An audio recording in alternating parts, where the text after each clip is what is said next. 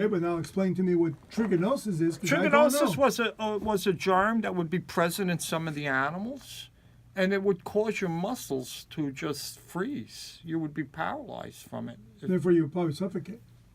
Yeah, couldn't so breathe. like ALS. Yeah, similar to that. You know, but I mean, it's gone. It doesn't exist anymore. That's why you don't have to have that sign anymore. Or pork possum still cooked. They don't have to be. You could eat it medium rare now if you want, even though it doesn't taste good medium rare. I guess because we've been used to eating it well done all our lives. Yeah, you get conditioned into anything. Yeah, and you know, a hamburger I can't eat well done. I gotta have a hamburger medium rare, and that's supposed to not be allowed. But you're allowed to eat steak tartare raw. Now, why is that? I want to see if you could figure that out. What? Why is it that the government, the FDA, the Board of Health, does not allow a restaurant to serve a burger medium rare, even though everybody does? Really, you're not allowed. You're not supposed to. I would say because of the cut of the meat is not processed under the law, whereas hamburger is processed because it's ground. No. That's not the answer. No. That was a good answer. I'm going to give you the answer. How come, now you'll be able to figure this out, how come you could take a steak and eat a steak rare? Which is how I eat it. But let's say you could. All you're doing is grilling it on one side. I'm going to give you a big hint now. You're grilling it on one side, turning it over, grilling it on another side. It's rare and it's safe to eat. Now you take that same steak before you cook it and put it through a grinding machine. And now it's not safe to eat anymore rare. I mean, the chances of getting sick are 1 in 100,000. Yeah. Well, so just like a raw egg, what's the chances of getting salmonella from raw egg? It's very rare. Even if the chicken had salmonella. Well, bringing back to my gallbladder story, Yeah. I thought I made a tremendous amount of hard-boiled eggs from 2 cartons of 48 eggs. Okay? And one of them? That was in an outside refrigerator of my house that I no longer use because after my divorce, my family dwindled back down to one single person, but yet the refrigerator was there. And I opened it up one day and I saw the 48 eggs. The 24 eggs, 2 cartons. And being a cheapazoid, I should have just thrown them away right there because who knows how long they were in there. Could have been there for a year. That's what made you What sick. What I did was boil them all to assure myself not to make a fried egg or whatever. So I just hard boiled them all. Then over the course of 2 or 3 days, I went eating them. 3 or 4 at a time, 2 or 3 in the morning, maybe 2 or 3. Throughout the 3rd or 4th days when I get this gallbladder episode. And the whole time I'm thinking it's the eggs. Like indigestion. Would that do until it? our friend basically saves my life and says, hey man, I've been seeing you for the last 3 days. And you're jaundiced now. You're yellow. He really goes, yeah, I spent all night bent over in the shower last night. I couldn't go to sleep. And the only thing that made me feel better was hot, warm shower. And I just stayed there, sitting there. And, I feel like a cramp is in the middle. He goes, That's from bile, isn't it? yeah, bowel backup. He goes, dude, you're yellow, man. You're going to die, bro. You got to go to the hospital. And sure enough. That would have killed you. Yeah, it would have killed me. I would have been stupid because people survive gallbladder surgery, I know. Well, anyway, go back to your story. Okay, so now you take a steak. You grill it on both sides, rare. 1 minute on both sides, it's safe to eat. Now you take the same steak before it's cooked, you grind it up, and now you make a rare hamburger. And now it's considered not safe anymore. What's the reason? Man, I'm going back to my answer. It was processed. No. There's bacteria on the face of meat.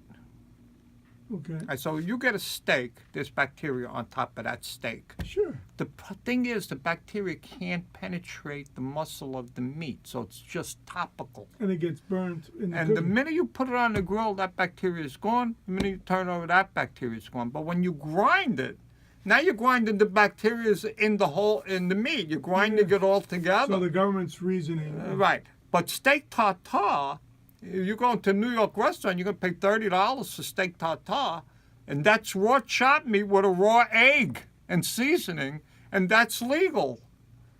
Because they're using filet mignon, and filet mignon doesn't have the bacteria. And why is that? Because filet mignon's encased in fat, and when they take that filet out, the fat that the bacteria was on is gone. There's no bacteria on that filet mignon. Oh, no, You that could is eat a that blink raw. once, blink twice. You missed it. Yeah, but the thing is, you know what? Nobody cares because I've been eating rare hamburgers all my life. But nobody even knows that detail, Carmine. That's what we Nobody had. knows. Yeah, but the thing is, I never got sick from a rare hamburger, or I don't even know anybody that got sick from a rare hamburger or medium rare hamburger. I know Fuddruckers, that place Fuddruckers. You see a Yeah, lot of them in fantastic. Texas. Yeah, one person got sick from a rare hamburger and they sued one. They had millions and millions of people. They had a wonderful franchise. Now they're down to very little. Yeah, because of that. Because of that, yeah. Never Nick Boniconti, who I believe still lives here on the island. Is he still here? He used to come in the store. Yeah, Nick. he's he's having a terrible time at it as an older in age and stuff. He really I read it on the thing. really pissed off at the NFL for the way they're treated. You know, the one thing the NFL should do is take care of their But own. there's an argument about that, though. I have an Yeah, argument but about that. if you play football for the entertainment and the brand of the league, then you should take care of these guys. But let me ask you Because this. you can't predict He what made- kind of brain. But they made millions of Not dollars. him. That generation made like $70,000 a year. But $70,000 a year when a regular guy was making $5,000 a year. Okay, granted, but still, But listen to me. you gotta take care of these listen, guys. listen to this. It's a unique But sport. they're complaining about things that we get. I understand, but So how could they blame it because on their us? propensity's higher because of the collisions. Remember, it's a unique. Listen, if somebody offered me right now $1 million a year, just $1 million. These I guys can't- are making 50. Just give me $1 million. You could hit me all you want on the field, tackle me, bash my skull, and give me the $1 million, and I'll worry about 20 years from now the Can you at headaches least- I'm going to Can you get. at least increase the ante to $2 million? $1 million you can spend in a second. Listen, I've been in the food business. I get more headaches than anybody. Listen to complaints and everything. I don't have $1 million in the bank like these guys. See, the thing is, nobody's ever happy. Well, anymore. anyway, he owned. Oh, I love Nick. He used to come in all the time before he used to do the show. Right. Oh, he's a great guy, man. Yeah, he was the person who allowed me to wear his He what? Super Bowl ring. Got to wear one. He made you wear it? Yeah. He's a cool Not made guy. me. I begged for him. After he used to do the show, I used to beg him. oh, really? Mr. Boniconti, goes, I you can love call me him. Nick, please. he used I to go, come in with his Mr. wife. Nick Boniconti. Yeah, his wife had blonde hair. And, Yeah, and his lived in son Grand was paraplegic. Yes. But he's the nicest guy. You know, when he would come in, we always just ask him, "What do you think of this game? What do you think?" And he would stop shopping to answer these questions. You know, like he wasn't in a rush. Yeah. You know, and I knew Dan Marino. I ate over what's his name's house, 2001 Thanksgiving, John Offerdehl. Oh, I know his Offerdehl. house. Yeah, you told us because that I was story. helping his sister put up a store there. She still got her store? Or no? No, she sold it and they made a franchise out of it. The guy that bought it, she made a lot of money on that deal. Wow. But you know, he's a billionaire now, John Offerdehl. Billionaire? He's a billionaire. He's worth $1.3 billion. Because of the Offerdehl bagels? Yeah.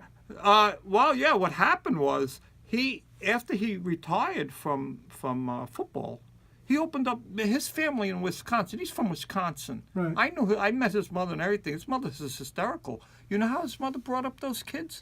If they weren't on time to come downstairs to get in the car, she would she made them all keep their shoes near the door because it used to snow a lot there. And it could have been 5 feet of snow. She would take whoever's late shoes and throw them in the snow. And they would have to go outside barefoot and get the shoes. She was strict. But she was hilarious, the mother. I ate with the mother there, too. We were playing cards and So everything. go back to how the billions were made. So he opens up. So the sisters used to make bagels in Wisconsin. So he knew how to make bagels from working in those stores before he got football. So what happens is he opens a bagel store, which is not expensive to open. You can open a bagel store with $100,000 or $150,000. You know, compare that to a gourmet market, you need a lot more money. And then he opens up a second and a third and a fourth and a fifth, and he had a string of 17. Boston market decides they want to go into the bagel business. But the people that own Boston market got together and said, you know what? let's not go into it from scratch. Let's buy an existing chain. So they bought Offerdehl, and that turned into Einstein. He didn't start Einstein Bagel directly. He started it indirectly by selling it to Boston Market. Boston Market almost went bankrupt because of that. He sold it for a lot of money. But then the 7 years passed, and now he opened up another chain. What is his called now? I don't know. Because I left, So that's where the billion came from?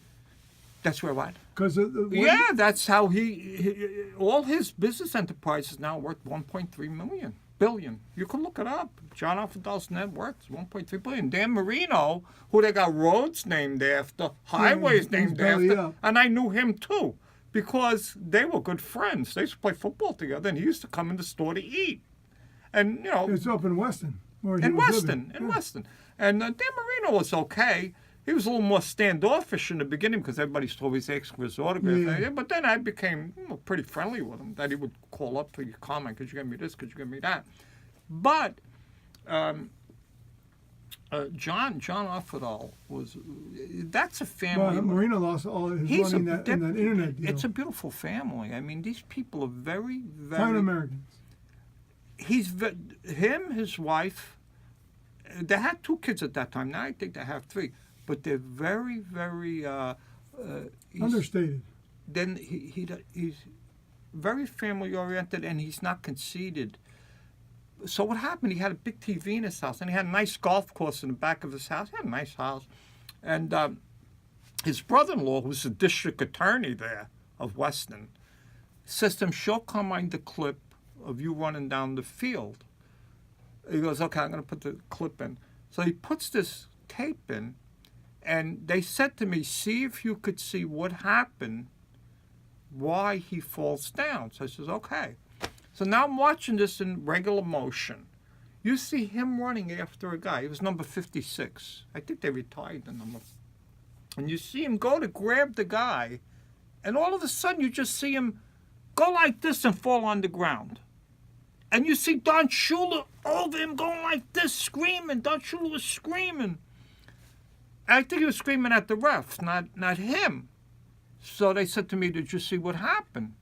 I said, no. I just saw him fall down. Okay, so now, he goes, I'm going to show you in slow motion so you could see what happened.